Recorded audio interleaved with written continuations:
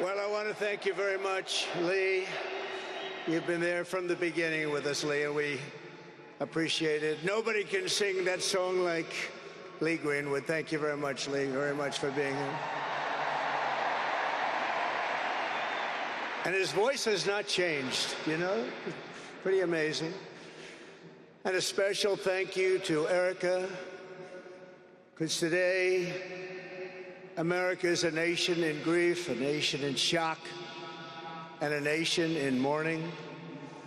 Less than 2 weeks ago, our country was robbed of one of the brightest lights of our times, a giant of his generation, and above all, a devoted husband, father, son, Christian, and patriot.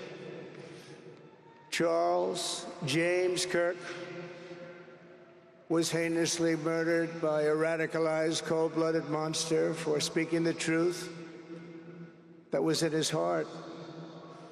He was violently killed because he spoke for freedom and justice, for God and country, for reason and for common sense. He was assassinated because he lived bravely, he led boldly, and he argued brilliantly without apology. He did what was right for our nation. And so on that terrible day, September 10th, 2025, our greatest evangelist for American liberty became immortal. He's a martyr now for American freedom. I know I speak for everyone here today when I say that none of us will ever forget Charlie Kirk, and neither now will history.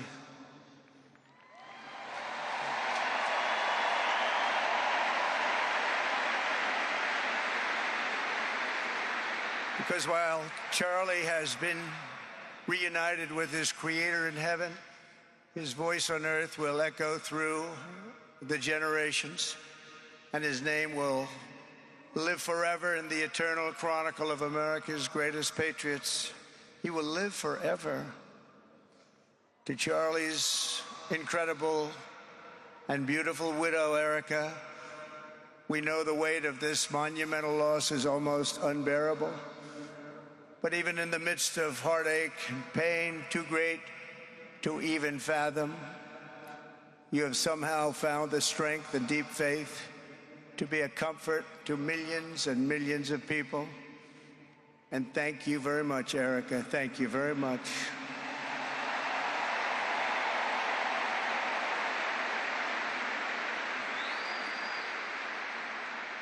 Today, an entire nation wraps its loving arms around you and your beautiful children.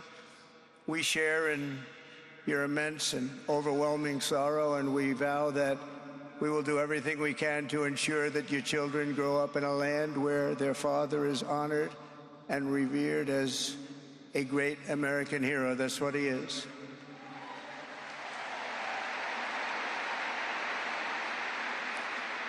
To Charlie's parents who lost their beloved son, and to the entire Kirk family, we know that no words can ever be enough to fill the void he leaves behind. That's a void that just can't be filled.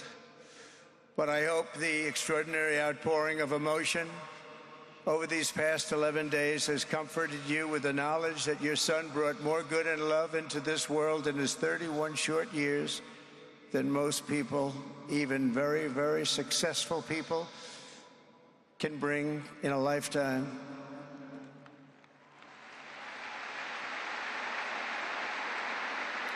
Charlie Kirk loved America with everything he had, and as we can see so clearly today, America loved Charlie Kirk.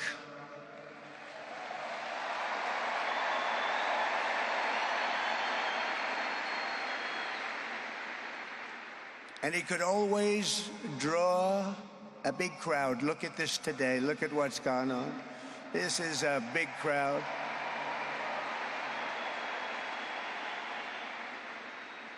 Here today we have the Vice President of the United States, JD Vance. We have the Speaker of the U.S. House of Representatives, Mike Johnson. We have countless members of the United States Senate, and I'm sorry I'm not going to introduce you, but I'll be up here. They're all over the place. and likewise the House of Representatives. They're all over this big stadium. This is not an arena, this is a stadium. Our great cabinet and this stadium packed with rafters of people, not to mention the one across the street that also has tens of thousands of people, and they're watching us on screen right now.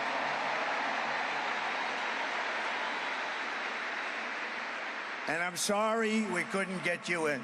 If anybody would like to give up your seat, please walk across the street. But this is like an old-time revival, isn't it? An old-time revival.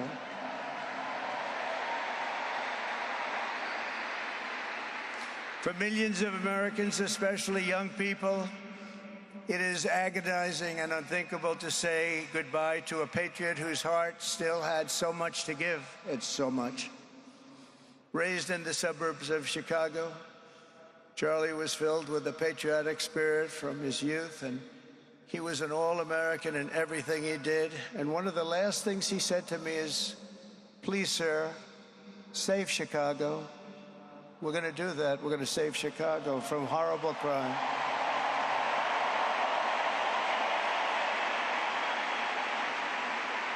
In high school, he was the quarterback of the football team and the captain of the basketball team. He was a good athlete. A lot of people don't know that about Charlie.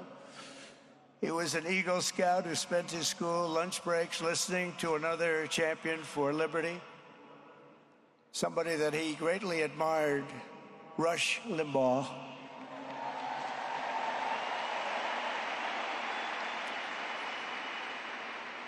But what was even more important to Charlie than politics and service was the choice he made in the 5th grade, which he called the most important decision of his life, to become a Christian and a follower of his Savior, Jesus Christ.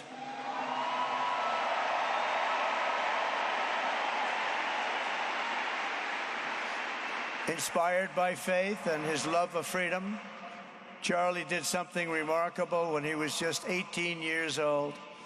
On the advice of a mentor who told him to put off going to college because he was doing so well, he devoted his life to converting young people to the conservative cause. How did he do? Take a look. How did he do?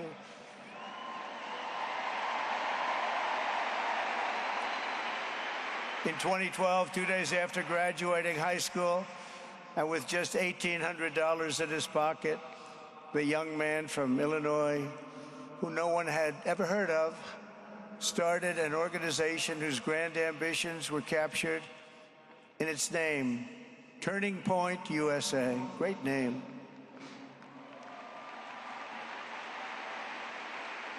And I have a feeling it's going to be bigger and better than ever before. Does that make sense? It's going to be bigger and better than ever before. Look at what's happening. 12 years ago, Charlie walked onto his first college campus, the very liberal University of Wisconsin at Madison. He set up a card table and put up a sign with 3 words: "Big government sucks." Can you believe that? That's Charlie. That day, Charlie talked to every student who approached him, most of whom were probably quite a bit older than he was. Finally, after many hours, he found the first ever Turning Point chapter leader. His first year out of high school, Charlie traveled 300 days raising money and taking his message to campuses all over the country.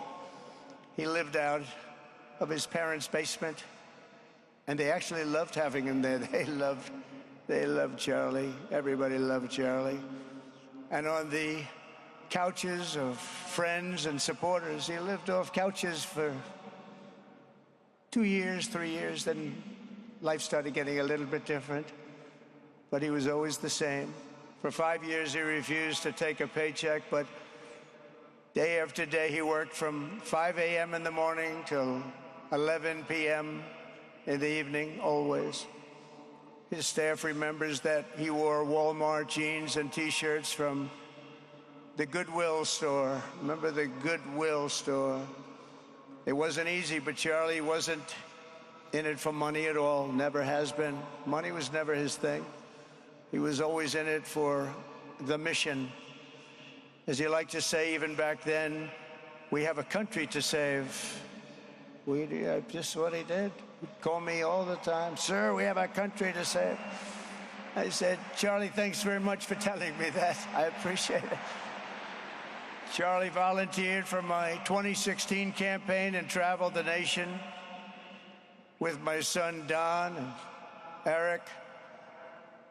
I got to know him very well and saw immediately that Charlie was actually a master builder of people. It was Charlie who first started organizing young black conservatives hungry for support and leadership. It was Charlie who stood up for persecuted Christians and Jews on college campuses.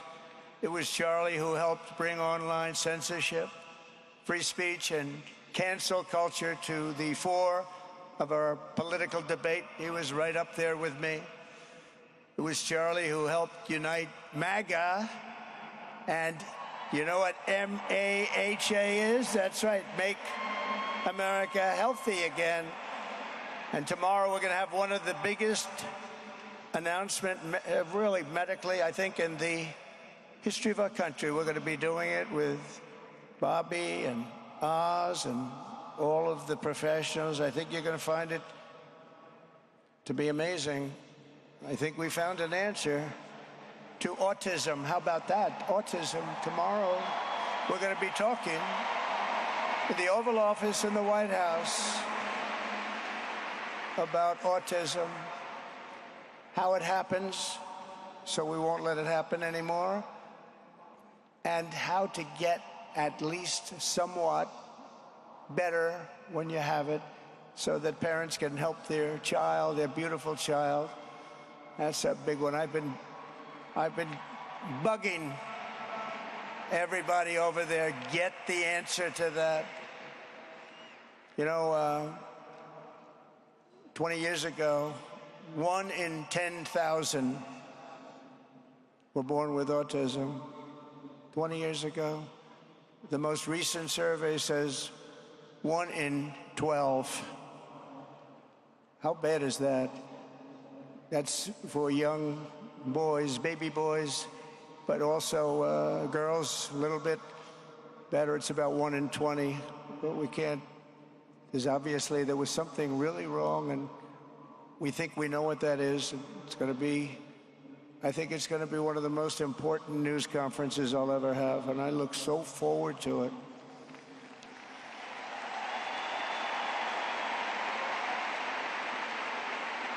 And you know who else looked forward to it? Because he knew. I tell him a little bit about what was going on. Was Charlie. He would have been front row center, believe me. We'll be missing him tomorrow. It was such a big deal for him, too. He brought together Donald Trump, Bobby Kennedy, right here in the great state of Arizona 1 year ago. Remember that? What a night, what a day that was. And it was Charlie who was among the first to speak to me about a man from Ohio by the name of JD Vance. Have you ever heard of him? He's doing a good job.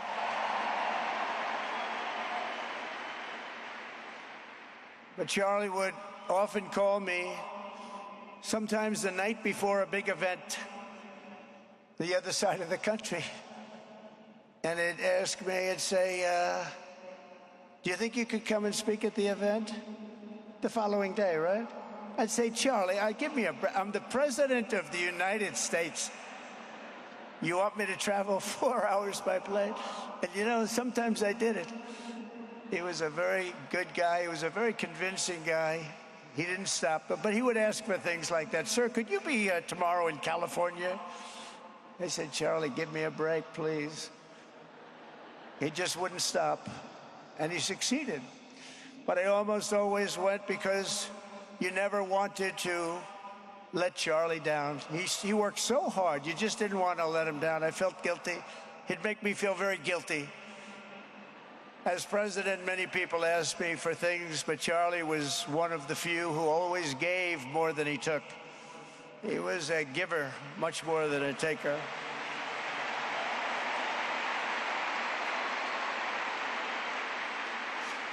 And no matter how big Charlie became, no one was too small for him to notice. He was good to everybody, didn't matter. Several years ago, a fourth grader asked Charlie to appear on his podcast, which was probably only watched by the parents of that fourth grader. And Charlie, who was actually pretty hot at the time, to be honest, he agreed, and the boy asked for advice. Charlie replied, the left, I call it the radical left. I call it sometimes the radical left lunatics. But Charlie didn't say that, he called it the left. He was probably right, but I can't help it. I can't help it. So he said the left, radical left lunatics, may have all the money in the world, but they could never outwork me. I will wake up as early as I need to, about himself. I will stay up as late as I need to, and I will never stop fighting for our country. And he did this until his dying breath. That's what he was doing. That's what he was doing. Think of it. Wow. What a horrible moment. I was in the Oval Office when I heard they came in, and it was like a surreal experience, a terrible, terrible. I had some very big people in the Oval Office, and I was in the midst of a very important conversation for our country, big people, the biggest. And I said, you have to leave now. When they told me that, they told me in front of a group of very powerful people, I said, you have to leave now, right now, please. Right now. You have to leave, go. By his own determination and skill, Charlie Kirk built Turning Point from his humble beginnings, the beginnings that nobody believed could ever end up something like this, into a great movement and a juggernaut of American politics. And you know, we have a massive stadium loaded up with people, but he got tremendous crowds before he had this kind of horrible news and before we had to hear what happened so terribly.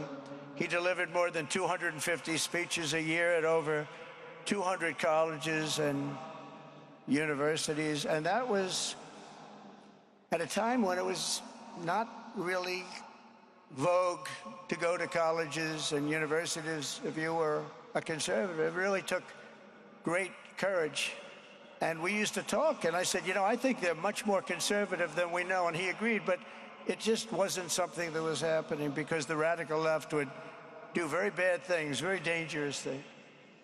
But Charlie set up chapters on 2,200 campuses and spoke at more than 1,000 churches. He launched a podcast and radio show that grew to an audience of 1 million Americans a day, one of the bigger shows on radio. And Charlie didn't just bring young people into the movement. All of a sudden, it started to grow by leaps and bounds. By 2024, we won more young people than any Republican candidate in the history of our country, including, for the first time, a majority of males under 30. Can you believe it? Remember when Republican presidential candidates would get 4%? No, we did unbelievably with young people. And he was a big, big factor. Unbelievable. But he made me work for it. Sir, you have to make a speech here, you have to make a speech there.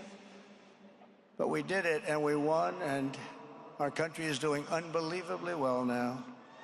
We had a country that was dead 1 year ago, and now we have the hottest country anywhere in the world.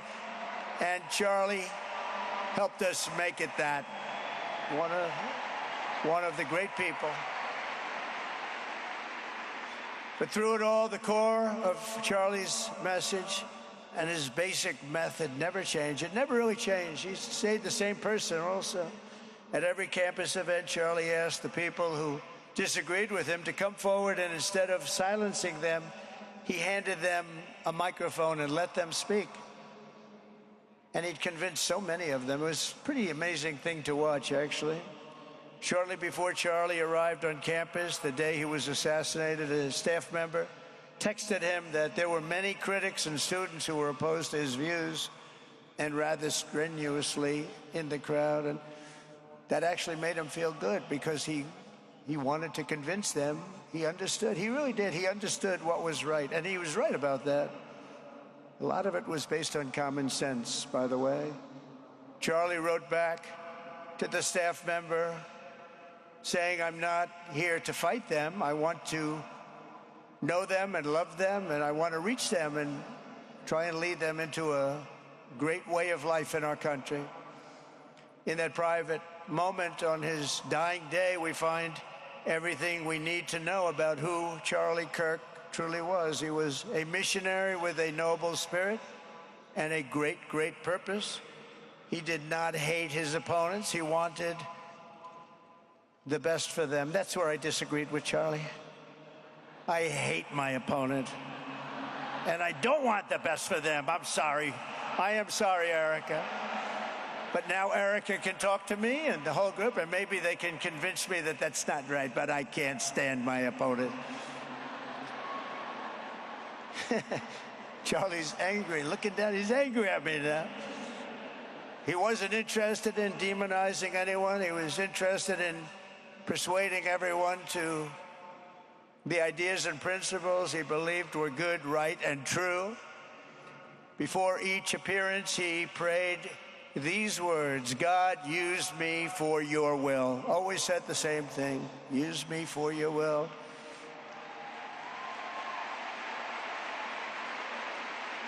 And that is exactly what God did. When you think, that's exactly what he did. The more success Charlie had, and he was getting more and more successful, the more dangerous his mission became. On campuses all over the country, his quest for open dialogue was met with menacing hate. There were bomb threats, pulled fire alarms, and countless rage-filled radicals who tried to shout him down. It was nasty. I used to say, "Charlie, this is nasty stuff you're doing." At one event, police had to build barricades to protect students from an angry mob of thugs. Many of these people, by the way, are paid a lot of money to do this. They're agitators. They're paid agitators. Remember that. When you see they all have the same beautifully printed sign, every sign is identical, comes out of a top-level print shop. That's not the signs that are made in somebody's basement. Those are paid for by very bad people, and hopefully we're going to be finding out through the DOJ who those people are.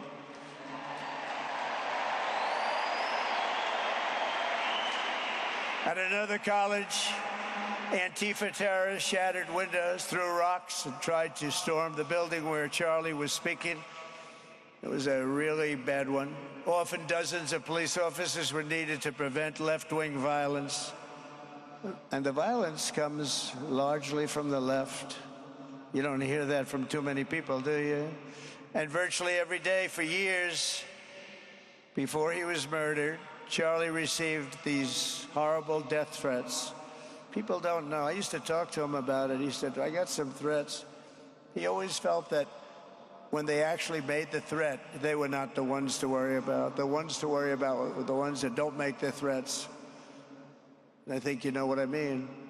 He knew the risks, but he and I shared a certain motto: never back down and never, ever surrender. Just don't surrender, never back down. He believed in it so strongly. So strongly. And he's right. He's totally right. The radicals and their allies in the media,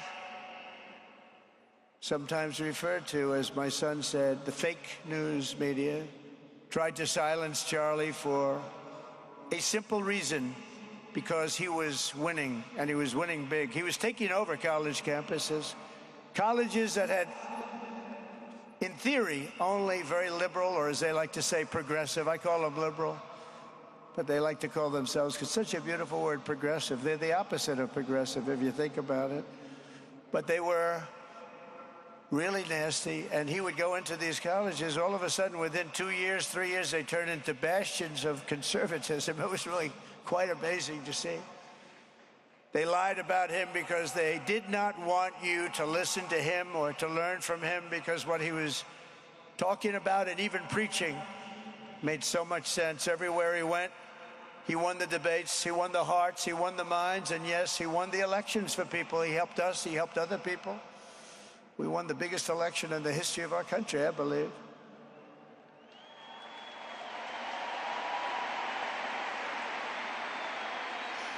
Charlie Kirk was without a doubt among the most influential figures in the most important election in the history of our country. The election of, oh, that beautiful day, November 5th, 2024. Do you remember that day? It was 9 months ago. What a day that was. I mean, we had a pretty good day in the first one. And I must tell you, on the second one, we had a phenomenal day. But a lot of bad things happened. And now that's not even questioned. They cheated like dogs, but we got them back, didn't we, huh? Got them back. But we owe Charlie a profound and eternal debt of gratitude now. Just like Charlie and Erika made Turning Point hot, we are looking at a country that has the chance to attain a level like never before. Tariffs are making us rich again, richer than anybody ever thought was possible. And the only one challenging them are people that hate our country or foreign countries that are paying a price, because they did the same thing to us for years. They took advantage of us, but we're making money. We're becoming richer and richer. And we're taking care of our people better and better when we do that. And we can take care of other countries better and better. But we're doing unbelievably well. The tariffs have really been a hold. The election was big, but the tariffs, because of the election, came in. And remember, other nations do that to us. And Charlie understood that. He saw the money. He saw what was coming into our country, and we can use that for Medicare, Medicaid, Social Security, all of these things that we fight so hard for. And that's exactly what's happening. The numbers are incredible. When the news finally came out on election night last November that the race was officially won, came out pretty early in the night. Charlie was live on camera. In that moment, he was overcome with emotion. I've never seen him like this. He was so happy. For a long while, he said nothing. His eyes were filled with tears, and then he buried his face in his hands and he started crying. That wasn't the Charlie I knew, but in thinking about it, it actually was the Charlie I knew, because he had a tremendous heart. He just wanted what was good for our country, and he saw us going in such a horrible direction. Lovingly, Eric, and this was so beautiful, Erika put a MAGA hat on to cover his bowed head. I like that very much. MAGA, we love. Does everybody love MAGA? Make America Great Again.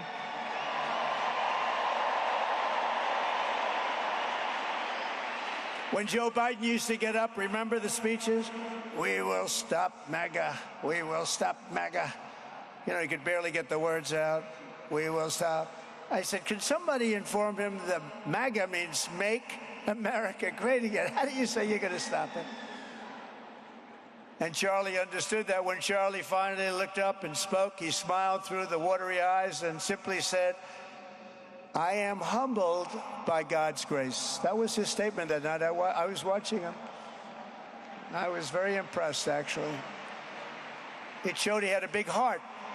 Every single American should take a long, hard look at the twisted soul and dark spirit of anyone who would want to kill a young man as good as Charlie. To kill anybody, but to kill a man like this, he didn't deserve this. He didn't deserve this. Our country didn't deserve this. And anyone who would make excuses for it are just out of their mind. Charlie's murder was not just an attack on one man or one movement. It was an attack on our entire nation. That was a horrible attack on the United States of America. It was an assault on our most sacred liberties and God-given rights. The gun was pointed at him, but the bullet was aimed at all of us. That bullet was aimed at every one of us.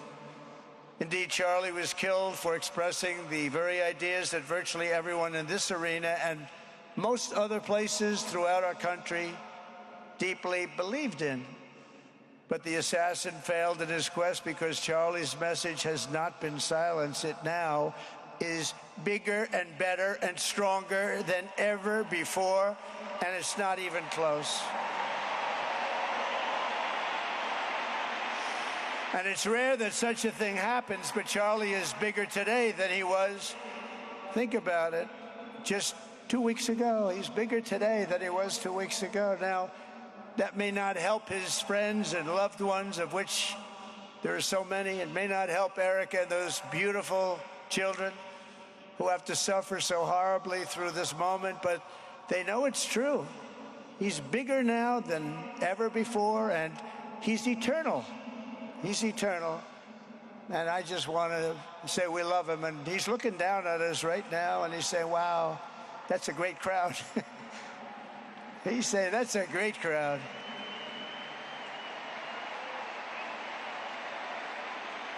And it's a great crowd of patriots. But that's why I will soon award Charlie the nation's highest civilian honor, the Presidential Medal of Freedom. It's the highest civilian honor.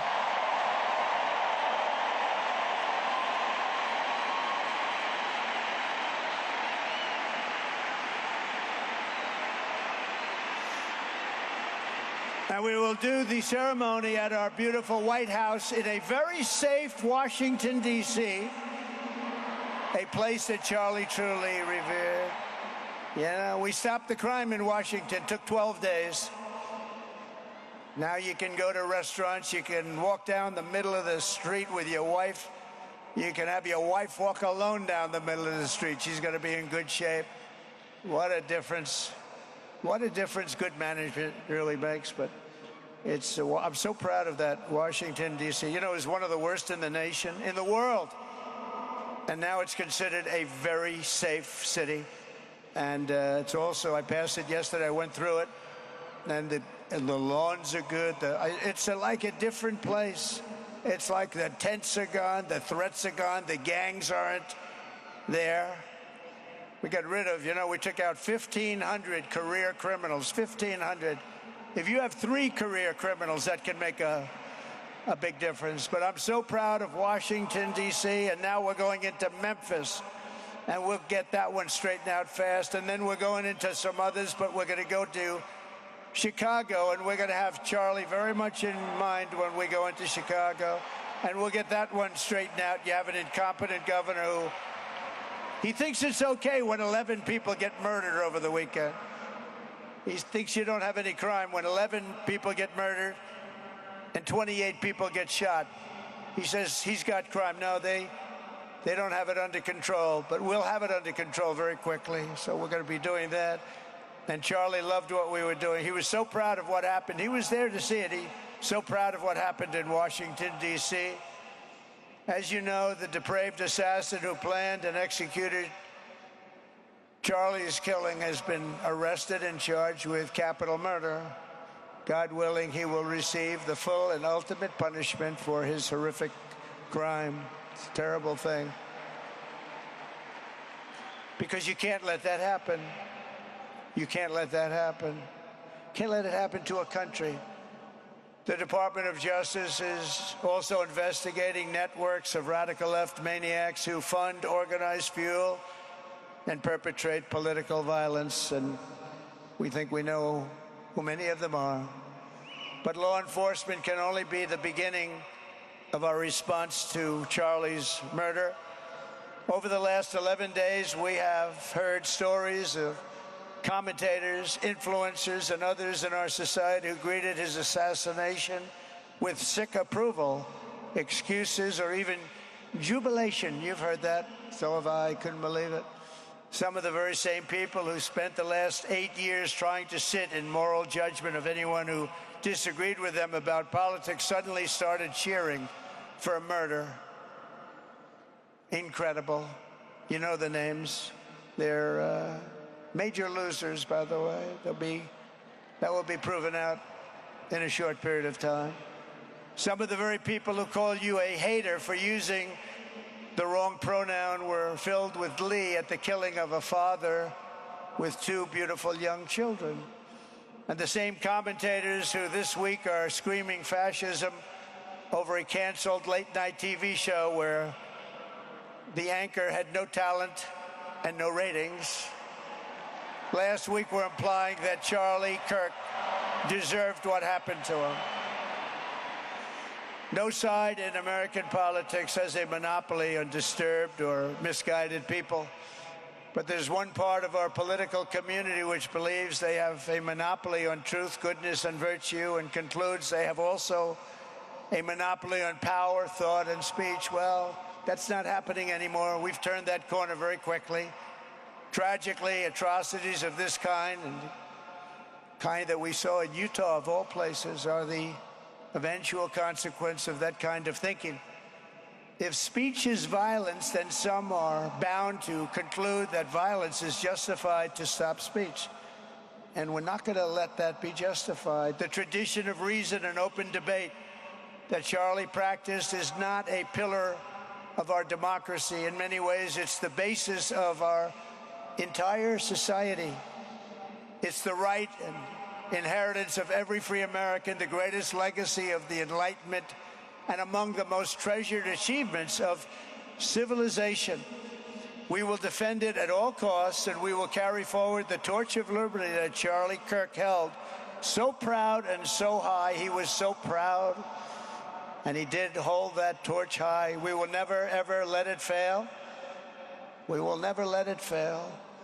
But we're going to raise it higher than ever before. It's going to be raised, and this is the beginning. Perhaps it should be no surprise that Charlie, who spent his life speaking with the critics of these traditions, ultimately became convinced that we needed not just a political realignment, but also a spiritual reawakening. We did.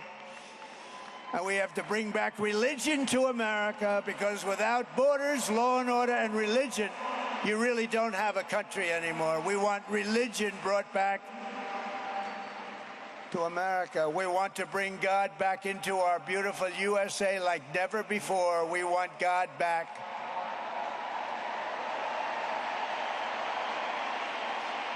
Charlie would have been so pleased to hear his friends and colleagues today giving testimony and giving glory to God. Within minutes of the gunshot in Utah, millions of Americans, young and old, heard the news and dropped to their knees and started praying. Even many who rarely prayed asked God for a miracle. Please, God, save Charlie. But although Charlie's time with us on earth has ended, those prayers for a miracle have already been answered. Look at what's happening. Look at what's happening. In the days since Charlie's death, we have seen how his legacy has touched so many millions around the world. In Calgary, Canada, thousands gathered at City Hall to sing the American national anthem and raise up posters with the name Charlie Kirk. In Seoul, South Korea, crowds gathered to wave American flags and shout, "We are for Charlie Kirk." His memory has been honored in the streets of Berlin, Warsaw, Vienna, Sydney, Madrid, London, Tel Aviv, and all over the world. So beautiful to watch. A man as far away as rural Australia texted a pastor, "I'm going to come to church tomorrow for the first time ever." The pastor asked, "Why is that?" The man replied, "Because of Charlie Kirk." Can you imagine? The lesson of Charlie's life is that you should never underestimate what one person can do with a good heart, a righteous cause, a cheerful spirit, and the will to fight, fight, fight. Have to fight. We're saving our country. And Charlie's a big factor, such a big factor. Charlie Kirk started with only an idea to change minds on college campuses, and instead he ended up with a far greater achievement, changing history. He changed history. Today, Charlie Kirk rests in glory in heaven for all eternity. He has gone from speaking on campuses in Wisconsin to kneeling at the throne of God, where he is right now.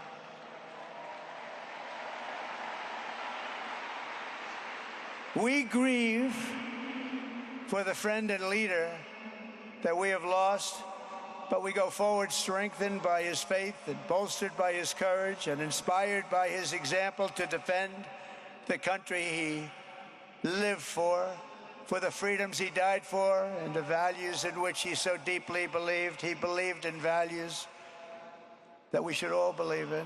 Charlie created something very special. It's called Turning Point USA. And under the leadership and love of Erika, it will become bigger and better and stronger than ever before.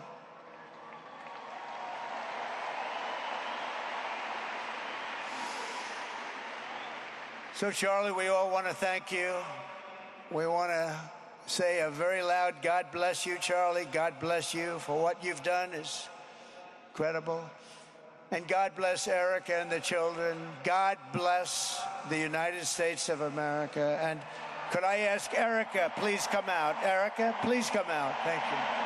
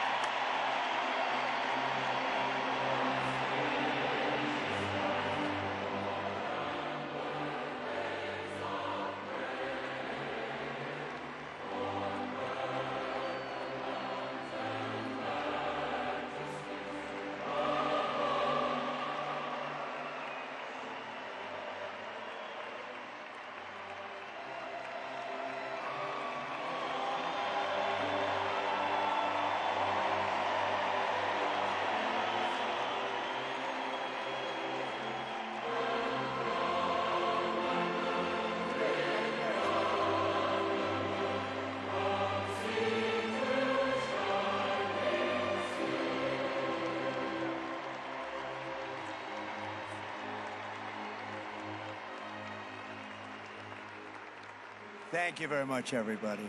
Thank you very much, and good luck. God be with you. Thank you.